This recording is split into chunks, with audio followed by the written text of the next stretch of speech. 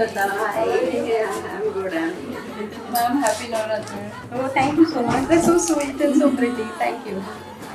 नमस्कार, मैं डॉक्टर कल्पना गुलबाडे चंद्रपुर से स्त्री रोग तज्ञ यानी गायनेकोलॉजिस्ट हूँ। मैं यहाँ पे 25 इयर्स से प्रैक्टिस कर रही हूँ। उसके साथ में मैं यहाँ पे IMA यानी हमारे इंडियन मेडिकल एसोसिएशन की सेक्रेटरी भी थी और अभी हमारे यहाँ एक बड़ा स्टेट कॉन्फ्रेंस हो रहा है, उसकी मैं ऑर्गेनाइजिंग सेक्रेटरी हूँ। उसके साथ ही मैंने स्पोर्ट्स में भी काफ़ी अचीव किया है। मैं 2 बार आयरन मैन भी बनी हूँ। So, मैडम आफ्टर 30-35 इयर्स के बाद में वुमेन को जिंक की जो रिक्वायरमेंट है या फिर जिंक कितना इम्पोर्टेंट है वुमेन के लिए, वुमेन ओवरऑल हेल्थ के लिए? जिंक एक ट्रेस एलिमेंट है, एक माइक्रो न्यूट्रिएंट है एंड उसके अगेंस्ट हम लोग बहुत बार उसको अनदेखा कर देते हैं। कोई भी माइक्रो न्यूट्रिएंट, लोगों को कैल्शियम, आयरन ये सब पता रहता है, तो जिंक के बारे में नहीं पता रहता। तो zinc is also very important क्योंकि ये सब चीज़ें जो है वो साथ में काम करती हैं। इनफैक्ट फीमेल्स में approximately 8 milligram of zinc per day का रिक्वायरमेंट होता है। तो जो आप बोल रहे हैं उसका क्वेश्चन यही है कि उसका इम्पोर्टेंस बहुत ज़्यादा है। ना ही 30 इयर्स के बाद, इट इज़ इम्पोर्टेंट इवन 18 साल के बाद से ही उसकी इम्पोर्टेंस बढ़ जाती है। तो मैम मेरा नेक्स्ट क्वेश्चन है कि जिंक हमें इम्यूनिटी के लिए, एक वुमेन के लिए इम्यूनिटी के लिए कितना सपोर्ट करता है? ये अच्छा हो गया पूछा, क्योंकि इम्यूनिटी यानी प्रतिकार शक्ति वो स्ट्रेंथ है जो हमको बीमारियों से दूर रखती है। इम्यूनिटी बढ़ाने के लिए जिंक इज़ इम्पॉर्टेंट बिकॉज वो मेम्ब्रेन स्टेबलाइजिंग इफेक्ट करती है। मतलब हमारे बॉडी में जो जितने सेल्स हैं उसको स्टेबलाइज या उसको स्ट्रॉन्ग करने के लिए जिंक का बहुत बड़ा रोल है। नॉट ओनली दैट, हर चीज़ में, चाहे हमारे बोन्स हो, चाहे हमारा मांसपेशी यानी मसल्स हो, हर जगह में जिंक का इम्पोर्टेंस है। तो जहाँ पे तुम्हारे बोन्स स्ट्रॉन्ग रहेंगे, तुम्हारे सेल्स स्ट्रॉन्ग रहेंगे, मसल स्ट्रॉन्ग रहेंगे, वहाँ डेफिनेटली इम्यूनिटी बढ़ेगी और उसको इम्यूनिटी बूस्टर करके यूज़ किया जाता है।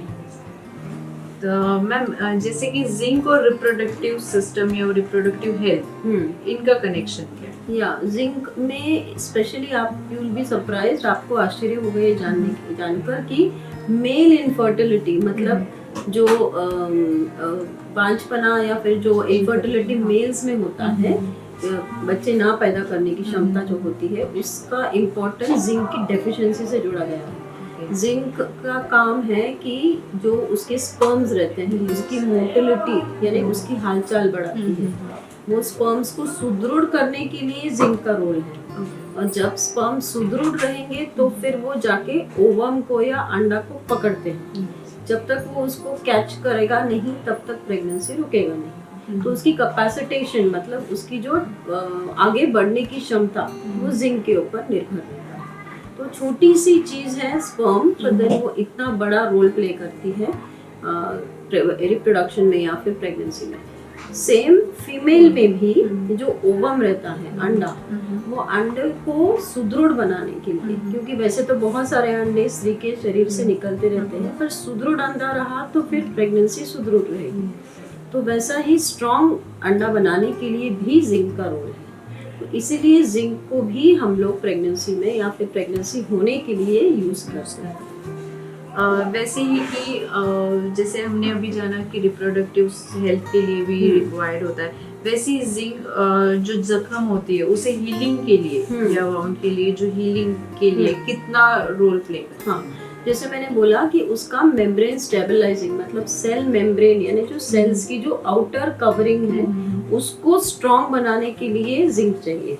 तो अगर कोई जख्म हो और वहाँ पे सेल्स डिस्ट्रॉय हो गए हो तो नए सेल्स जब बनेंगे तो वहाँ पे जिंक का रोल होगा मेम्ब्रेन स्टेबलाइजिंग के लिए। जिंक उस चीज़ों के प्लस जो हमारे छोटे छोटे सोल्जर्स हमारे बॉडी के टी लिम्फोसाइट्स हैं, बी लिम्फोसाइट्स हैं, जो कोई भी जख्म को सही करता है या उसको हील करता है, उसके लिए जिंक का रोल है। तो वो टी सेल्स, जो छोटे सोल्जर्स हमारे बॉडी को रिक्रूट करने के लिए भी जिंक चाहिए। सो वैसे ही ब्लड शुगर को बैलेंस करने के लिए जिंक कैसा है? ये एक्चुअली अभी भी स्टडीज में है, it is not confirm, but then blood sugar levels ही नहीं, कोलेस्ट्रॉल लेवल्स भी जिंक से रिलेटेड है। तो ये कोलेस्ट्रॉल, ब्लड शुगर इनको स्टेबलाइज यानी ऊंच नीच एकदम ना हो, उसके लिए भी जहाँ पे जिंक डेफिशिएंसी है वहाँ पे ये ऊंच नीच यानी उतार चढ़ाव ज़्यादा रहता है। एंड पेशेंट का ब्लड शुगर फिर कांस्टेंट नहीं रहता है, तो उससे उनको प्रॉब्लम्स होती है। तो overall zinc complete women health के लिए बहुत एग्जैक्टली एक छोटा सा माइक्रो न्यूट्रिएंट भी क्यों ना हो। और इसका इम्पोर्टेंस आप लोग तभी समझ जाएंगे जब हमने देखा है कि कोरोना में एक वायरल फीवर था, पर कोरोना के लिए और कुछ काम नहीं आता था, विटामिन सी एंड जिंक आता था। तो हर कोई पेशेंट को हम लोग जिंक देते थे क्योंकि उसमें उसकी इम्यूनिटी या कोरोना से लड़ने की क्षमता बढ़ती थी। अब नवरात्रि है, इसलिए एक लास्ट क्वेश्चन है आपसे कि नवरात्रि में सब खूबसूरत दिखे, गरबा खेलने जाना पसंद करते हैं, तो ये थीम में मैं ये पूछूंगी कि जिंक और वुमेन ब्यूटी इनका कनेक्शन। देखिए जैसे मैंने बोला कि सेल हीलिंग, सेल रिपेयर और मेम्ब्रेन स्टेबलाइजिंग में जिंक का काम है। आप देखे होंगे कोई भी प्रोडक्ट है, ब्यूटी प्रोडक्ट है, अगर उसके पीछे में उसके कंटेंट्स को देखेंगे तो बहुत बार उसमें जिंक रहता है।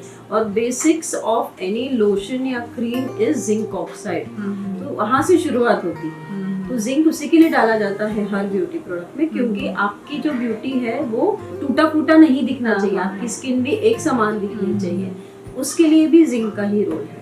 तो उसके लिए भी आपका या तो जिंक का सेवन करें या तो फिर जिंक युक्त वाले लोशन या क्रीम्स लगाएं। सो बहुत अच्छा जानकारी हमने नवरात्र के इसमें एक जो सप्लीमेंट है जिंक, उसके बारे में मैडम ने बताया, बहुत अच्छा लगा। Thank you so much. Okay.